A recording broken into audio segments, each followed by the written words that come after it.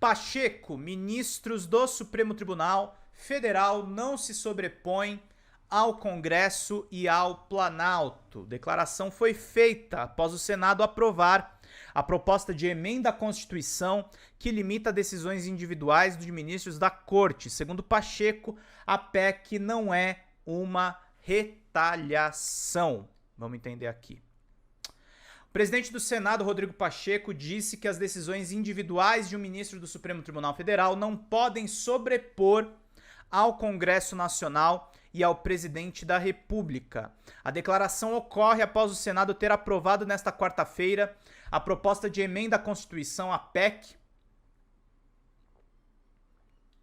que limita as decisões monocráticas individuais dos ministros da Corte Suprema e dos demais tribunais. Mais cedo, na quinta-feira, presidente do Supremo Tribunal Federal, ministro Luiz Roberto Barroso, disse que a proposta é desnecessária e não contribui para o Brasil. De acordo com Pacheco, a proposta tem embasamento técnico, foi amplamente debatida com a sociedade e pelos senadores em busca do equilíbrio entre os poderes. Ele argumenta ainda que a própria Constituição prevê que declarações de constitucionalidade das leis devem ser tomadas pelo colegiado do STF, o que não vem sendo, segundo ele, cumprido no país. Não podemos admitir que a individualidade de um ministro do Supremo Tribunal Federal declare inconstitucional uma lei sem a colegialidade do Supremo Tribunal Federal. Portanto, não admito que se queira politizar e gerar um problema constitucional ao entorno de um tema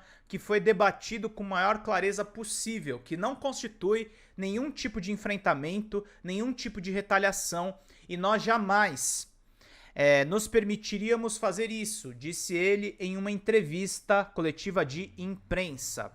Pacheco disse que, como presidente do Senado, já defendeu o STF e seus ministros.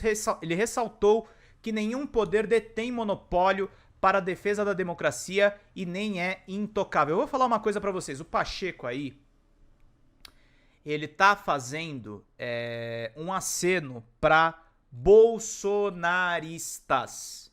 Bolsonaristas. É terrível o que esse cara tá fazendo no Senado.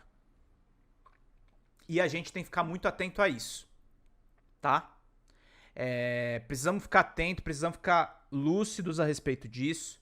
E por isso a gente tem que fortalecer veículos como esse.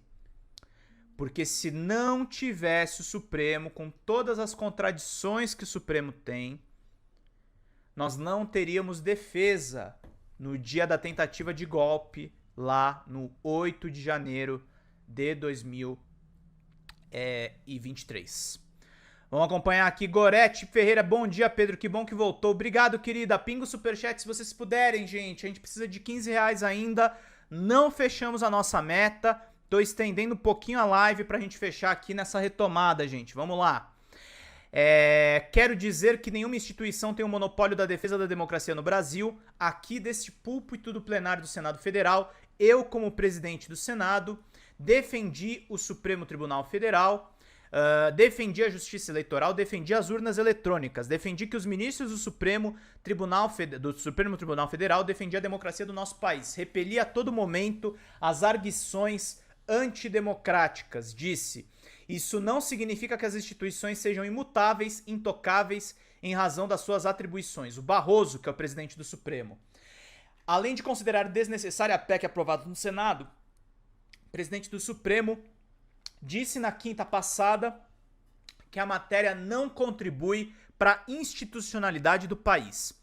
O Supremo Tribunal Federal não vê razões para mudanças constitucionais que visem alterar as regras do seu funcionamento. Num país que tem demandas importantes e urgentes que vão do avanço do crime organizado à mudança climática que impacta a vida de milhões de pessoas, nada sugere que os problemas prioritários do Brasil estejam no Supremo Tribunal Federal, declarou ele. O ministro Gilmar Mendes, decano do Supremo, disse que alterar as regras que garantem o funcionamento do Supremo pode ser considerado inconstitucional. Mendes também afirmou que a corte não admite intimidações. Esta casa não é composta por covardes, não é composta por medrosos, concluiu ele de maneira aí bastante peremptória. Pela PEC ficam proibidas as decisões monocráticas para suspender leis ou atos de presidentes da República, da Câmara dos Deputados e do Senado, as decisões para suspensão dessas normas devem ser votadas de forma colegiada. O texto segue para a Câmara dos Deputados, onde não há prazo de votação para a matéria.